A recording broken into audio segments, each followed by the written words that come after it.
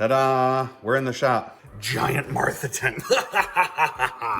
This goal of this video is to show you how do you do a big Martha tent video. And, well, who am I growing for? I'm growing for the... Is your food and fertilizer bill getting too high? How about your chicken feed? You want to learn how to turn actual waste carbon into food? Stick around. Let me make this a video that makes more sense. Welcome back to the farm. Do you want to learn how to grow mushrooms? Let's take you to the beginning, shall we?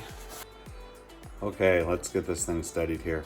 Welcome to the winter farm. We are doing things a little differently. I got my water vapor coming down. I got my mushrooms growing on wood chips from a giant circular saw that cuts hardwood firewood at a local mill. And look at how good these are doing. These are oyster mushrooms, a variety out of Wisconsin from Field and Forest, and they're doing great. So what's amazing is these are 3 weeks and 5 days old. I will say there's some companies with great options to start. This is water vapor, by the way. How cool is that? Water vapor coming out of a pipe. If you want to start and just see if you like it, I ordered my first grow kits from North Spore. No true affiliation with them. I ordered from them. They work great. They work so well, I actually got some for the kindergarten and preschool classrooms at our local school. So if you just want to start and see if you like it, if it works, if you like the taste of the mushrooms, check them out. If you live in the Midwest, you should check out Field and Forest. Just search Field and Forest mushrooms. I don't have any affiliate partnerships with them. I just bought a bunch of their mushroom spawn and a few supplies from them for my birthday. And real quick, something you should know. When you order your mushroom spawn, they grow it. And it can take up to 3 weeks for them to grow it before they ship it. So plan ahead. Then all you do is cut a hole in the bag, follow their instructions, and keep it moist. And you'll have 1 to 3 flushes of mushroom. This is an oyster mushroom. But what if you want a lot of mushrooms? What if you have an almost endless supply of wood chips or sawdust or soybean hulls, straw, wheat bran, or other agricultural waste? What if you really want to get growing? What should you do? If you've got a little place in the city, check out these Martha tents. Tons of videos on them. All this thing is a big Martha tent, because my wife kicked me and all my projects out of the house. Let me show you what this looks like. Ta-da! We're in the shop. This is my humid space. I keep the temperature fairly even. I picked my mushrooms for 2 things. 1, can they grow on the stuff that I can get for free around here? Yes or no? And 2, can they grow in the temperature that we have in here so I don't have to change the heating all that much for them? What's the light behind them? That is our other indoor growing for perennial leafy greens and to start growing some nursery stock. So this is basically a giant Martha tent. We need to control humidity, we need to control airflow, and we need to control temperature. This whole room has the temperature controlled. Humidity, pretty easy. Okay, so you have a controller. Look at all these wires. It's not as bad as it looks. You have a controller to control your humidity. How do you use it? This is basically just an ultrasonic humidifier. Not unlike what we have in the kids' bedroom. This is made for reptile cages though. We don't keep our kids in terrariums. So it has this handy little hose. You put it on top. This is a pipe that I drilled holes in. Hole on the top is, come here little guy, for this, boop. That goes in there. Drilled holes all along the side, evenly spaced, and the humidity falls out. The water vapor falls out. What do I do for temperature? Well, the whole garage is controlled with heaters, and it's super insulated. It's super insulated. Is that a problem? No. I got this humidity controller on the internet. It's working right now because I wanted you to see the water vapor it's making. Keep it up high. I keep the probe for the sensor down where my mushrooms are growing.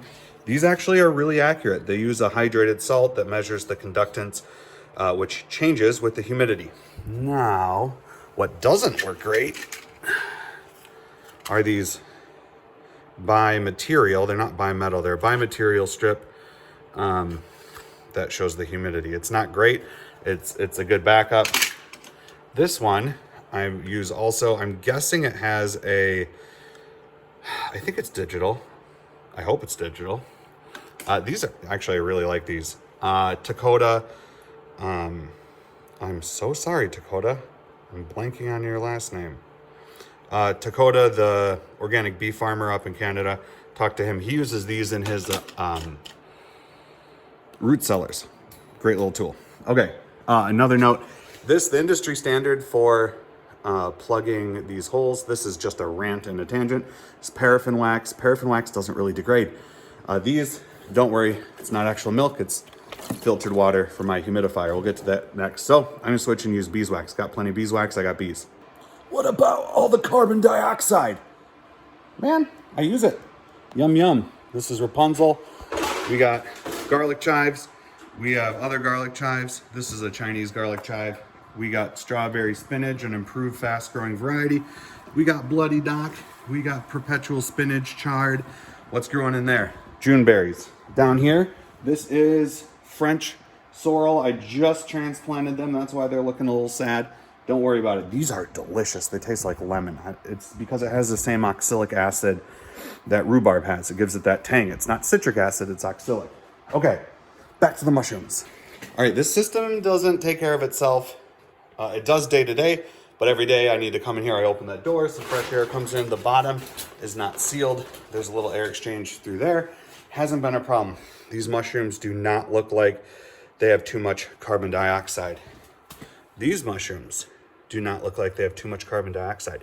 These mushrooms, they got too dry, which is a bummer. I ran out of water. So I'm gonna lose a little bit of the yield, but every little piece is learning and it's all good. What can I say? Oh, use food grade buckets. I use food grade buckets because I don't want to eat not food grade. Why am I using plastic? Okay, I'm learning with these. I'd love to switch to glass jars. If plastic was all of a sudden, I don't know, 10,000 times more expensive, I'd like to still do what I do. Glass jars can be sterilized and sanitized. It's just gonna be a little messier. It's gonna need more scrubbing, but I think it's the right thing to do. I'm looking at options for developing 100% biodegradable plastic-ish stuff. It's not plastic. It's made out of fiber, tree fiber. That's a whole different story. The problem is getting them tough enough to be autoclaved. I don't like the regular biodegradable plastics because they break down into, drumroll, microplastics. They're not actually gone, they're just really small, and that it makes it harder to clean up. So I wanted to use these buckets instead of the regular grow bags because I can reuse these. Once we cash flow a little better, maybe I'll switch to metal. I need to look into that and see if there's any interaction. I probably have to use stainless. But right now I can reuse these. And these can be actually, once I clean them, these can be recycled. These can't be recycled. Don't be fooled. So you got humidity, you got temperature, you got some fresh air. Your other ingredient is time. So how do you get them to this stage? Well, you can buy these. They're about $25 before shipping, either 4.5 to 5.5 pounds. They can be grain spawn or they can be sawdust spawn. If you're putting them in a log, you want sawdust. If you're growing them in a bag, grains work fine for me. So I grow these and then I split them. This is the grain spawn. This is on rye from North Dakota. I split them into a bag with wood chips. And here's the fun part. Here's the experiment. This is just wood chips and gypsum. I'm trying wood chips and wheat bran because I can get it. I'm trying wood chips with just the berries, and I'm trying wood chips with just alfalfa. Let me show you those. Who remembers the Little Rascals? Alfalfa. So we're trying that. These are cool little dehydrated alfalfa pellets. What's in there? Just alfalfa. I'm not gonna eat it though. Okay, that's what's going on out here. But how do I get the rye berries sterilized? What's going on with all that? That's for another video. This goal of this video is to show you how do you do a big Martha tent video. And, well, who am I growing for? I'm growing for the people I sell eggs to. I'm growing for the people I sell microgreens to. My microgreen prices drift a little high, so that's why I'm trying these perennials. I want to see if I can half my labor by growing a perennial. So I can just do my harvest. I don't have to plant. That saves like half my labor, and I don't have to buy more soil. Actually, I'm using all the spent stuff from these guys to augment my soil. Spent mushroom substrate is like 1.8 or 1.6-22 for NPK. It's great, actually organic. I came in here to tell you something. Oh yeah, so you get a bag, you can cut it open, throw it. All right, let's recap. You get a bag of spawn. Either you made it or you bought it. Buy your first one. Getting set up to make these, not cheap. Buy it, see if you like it. Yeah, I've ordered from North Spore and I've ordered from Field and Forest. Didn't have a problem with either of them. Remember, it could take 3, maybe 4 weeks to ship them to you. So be ready for that. All right, if you like it, buy or make one of these. Another video show you how. Or just search it. There's people who are doing this longer than I have. Whoop. Use this, inoculate it into here. I did about 10% by weight, but then I got lazy and it's about 10%. Look at that. That's what happens when you let your kids harvest. A little nick on a mushroom, but it's fun. It's good for the kids. All right, and then if this works well for you, you like this, you can go from your grain spawn, or probably even from this first or second flush of this, boom, into buckets. What should you do? Well, learn that the mushrooms are gonna cover your tags. So for this one, I made much bigger tags. And one kind of just general rule is, say you have a 20-pound bucket and you have 20 holes in the bucket and you're expecting to have, to make the math easy, 20 pounds of mushrooms come out of the 20 pounds of media. Each hole will produce about 1 pound. That's not exactly how it ends up happening in practice, but it's a good place to start. Anyway, look at these little guys. How fun is that? I need to think of dinner. It's definitely gonna involve mushrooms. Probably some noodles. All right, I'll make another video showing how I prepare my grain spawn bags, how I prepare my growing medium bags, and how I prepare my buckets. All right, I gotta call some people and sell some mushrooms. All right, later guys, this is my giant Martha tent.